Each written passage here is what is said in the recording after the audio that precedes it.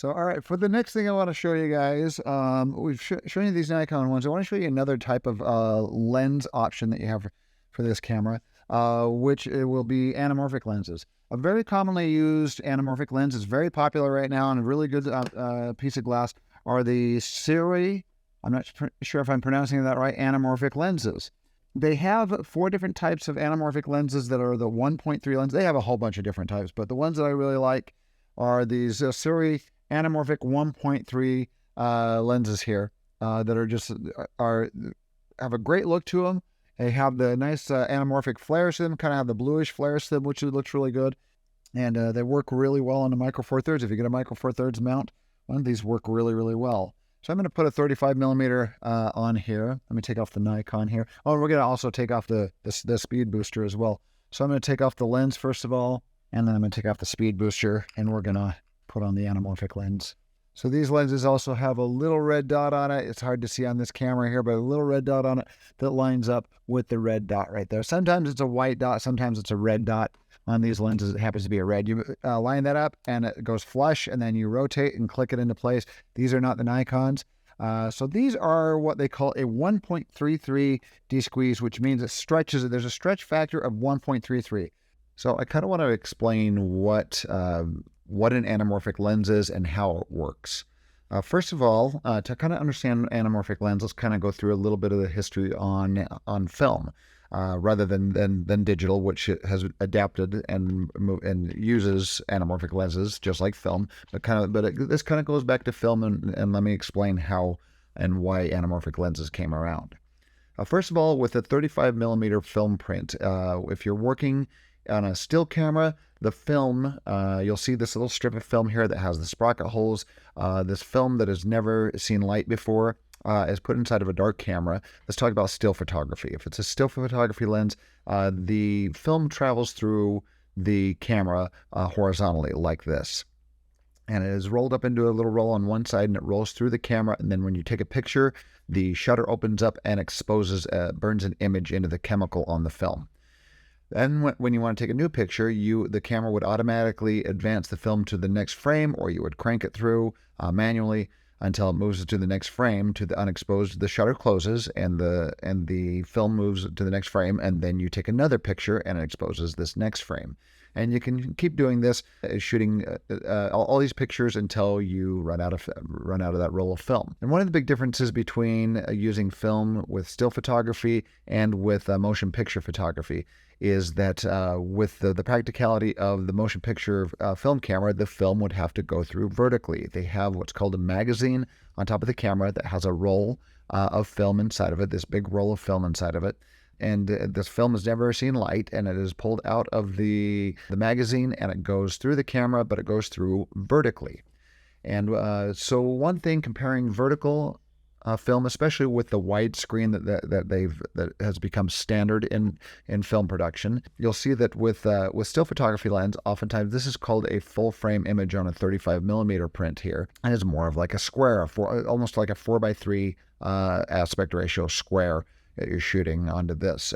Now, if you turn this vertically and you go through and you're shooting for widescreen, what you get is kind of this image that is this widescreen going across this print that's going through vertically rather than horizontally. And what that gives you is, with filmmaking that's going on the big screen, this image is actually smaller than the image that you're shooting in a still photography lens. It's using more of the film print with a still photography lens with this full frame look than you are with this widescreen look going through vertically. They call this Super 35 rather than 35 millimeter full frame because it doesn't actually equate to a 35 millimeter image. It's just shot on the 35 millimeter print. In fact, as it goes from what would be technically from top to bottom, now it's rotated to the side, so it's vertical. This would be approximately 25 millimeters across. So this is not a 35 millimeter image sensor that you're working. If you're working with Super 35 millimeter image sensors inside of a digital camera, the image sensor is actually about 25 millimeters wide, not 35. And they call it Super 35 rather than 25 millimeter image sensor. So But that is the term, is Super 35 versus full frame. So the idea behind an anamorphic lens was, if people on film wanted to still have this wide aspect ratio, but they wanted to, especially if they're showing on a big, large screen, they want to preserve some of that image quality by by using more of the film. And that's where anamorphic lenses come in. Anamorphic lens actually has, rather than perfectly circular lens optics inside the lens housing, what they've done with anamorphic lenses, they create these pieces of glass that are oblong rather than a perfect circle. And what that does is it stretches an image when the image comes inside the camera. It stretches the image over a larger area on the film print. But what you get as a result is a stretched image. It stretches this image, this oblong lens stretches the image over a larger portion of the film print, which is closer to full frame, which gives almost twice the amount of film surface area, and therefore you have a higher quality image, you have more clarity to the image, and it projects better onto a larger screen. So then what they would do when they would project this stretched image onto the screen inside of a movie theater. Years ago, they would basically have a projector that had a reverse oblong projection lens inside the actual projector, and it would stretch the image. It would do what we call de-squeeze. It would de-squeeze the image across the movie screen. And now that we've got digital projectors, the digital projectors support all sorts of formats, all sorts of aspect ratios, 16:9, 1.89 to 1, 2.40 to 1. But digitally speaking, we typically have to de-squeeze this stretched image when we're doing the editing. We bring the image into the editing bay, and the image looks stretched. So we have to, within Premiere, within DaVinci Resolve, or any professional editing software, it has an automatic de-squeeze. Now, with Super 35 going to anamorphic in the past on film, they typically use what would be called a 2x anamorphic lens, which basically would actually stretch the image by 2 times. It would stretch it so it would be twice as tall.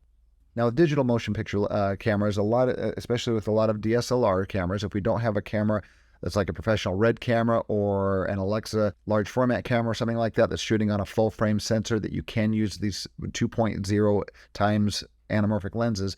A lot of DSLR cameras and mirrorless cameras only have a 16:9 sensor inside their camera. So with that 16:9 sensor, it takes approximately 1.33 times squeezing to get this image to stretch across a 16:9 sensor rather than across a 4:3 sensor.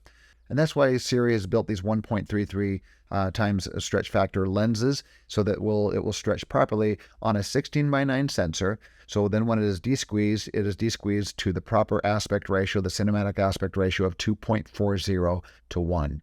And with these cameras, 16:9 aspect ratio sensors, if you wanted to shoot something that looked more cinematic, like a 2.40 to 1, you could basically shoot your image and then crop it later on. But then you're using less of the sensor. So you're decreasing the quality and the clarity of your image by basically doing what's called letterboxing, by cropping off the top and the bottom of your image and just using the 2.40 to 1 cinematic aspect ratio. So to avoid using less of the sensor, Sirui has built these lenses that are the 1.33 stretch factor to stretch to the 16:9 and use the entire image sensor rather than just a portion of the image sensor. So a couple things that you get with anamorphic lenses is it changes the shape of things that are out of focus in the background. Especially when you go out of focus, what you end up getting is you get this blurred light that spreads over your image sensor, and light sources in the background that are out of focus tend to look more oblong than they do circular because of that stretched lens. So that's one look that a lot of people find desirable with an anamorphic lens. And the other thing is lens flares. It really increases the amount of lens flares that you get if a light shines directly into your lens.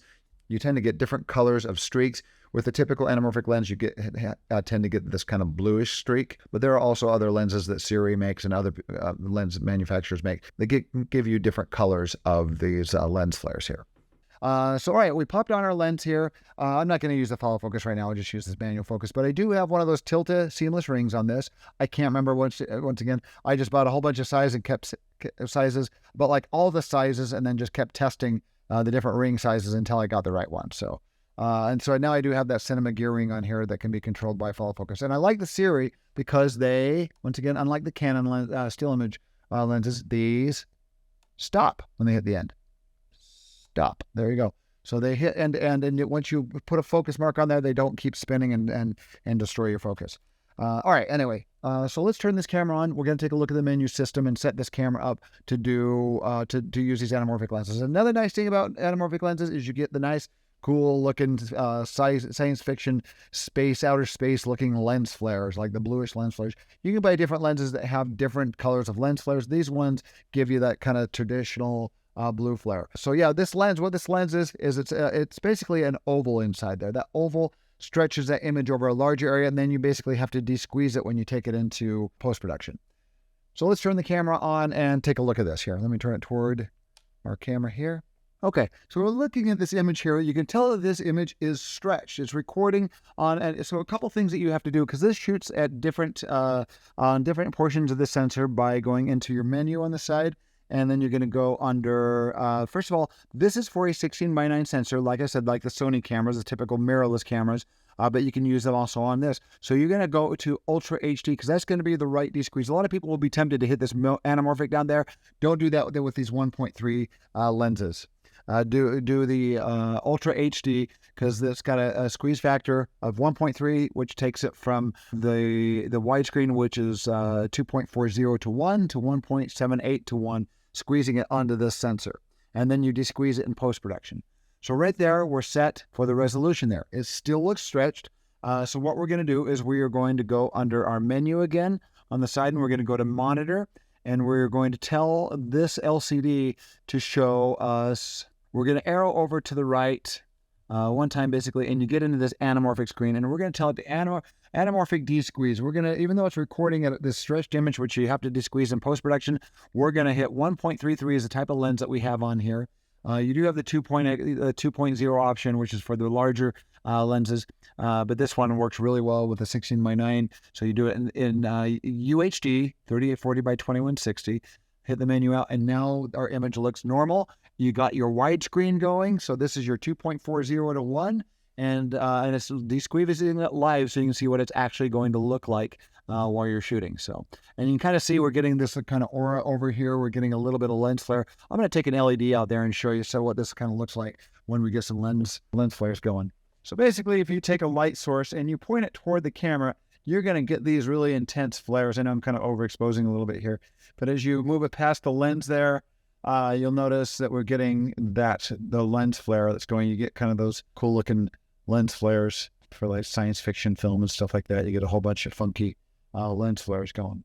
So anyway, so basically if you want to get those type of flares, light has to be pointing toward the camera, toward the lens, rather than with the lens. If they're pointing with the lens, you don't get those flares as much as if you point it. So let's just take a flashlight here and name it in there and kind of see. You can see those little lens hits that we're getting there as the light's going toward the lens, rather than if you point it away from the lens, you don't get it, but you get it when you're pointing those in the lens. Let me get a little better. Just use one on my phone like this. And then you can see those lens flares as you move them around here. You get those lens hits. And if you're working on something where you got a lot of light, like sunlight shining toward the, you can bring it from kind of up above to the side, and you get all sorts of effects. And see, you can see that gets that, especially that sort of look right there where you get that little streak of blue light, is very, very typical of anamorphic lenses there.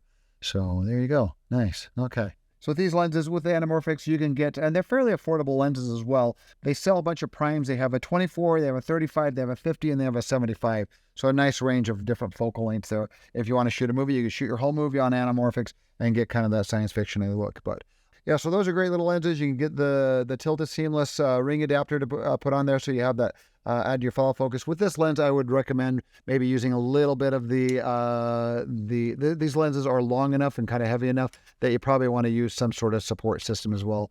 Once again, put the support on it, just barely push it up a little bit. I just saw it kind of nudge up a little bit, hold it there, tighten it, and now the lens is supported. And it's not, you don't want to push it up too high or it's going to really start pushing on your lens mount.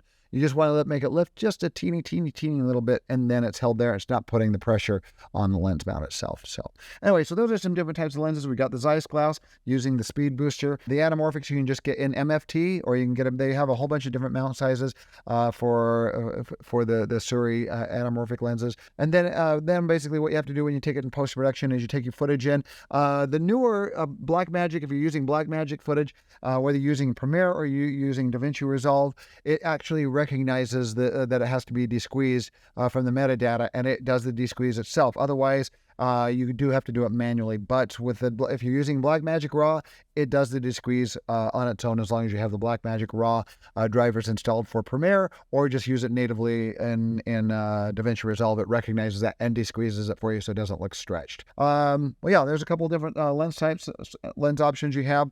We went through the DZO zoom lenses. We went through the Zeiss prime lenses with the speed booster, and then the Sirui Anamorphic lenses. All those different options that you can use on the Blackmagic Pocket Cinema Camera 4K. So, well, cool. Well, thanks for watching, and if you have any questions or comments, just please post them.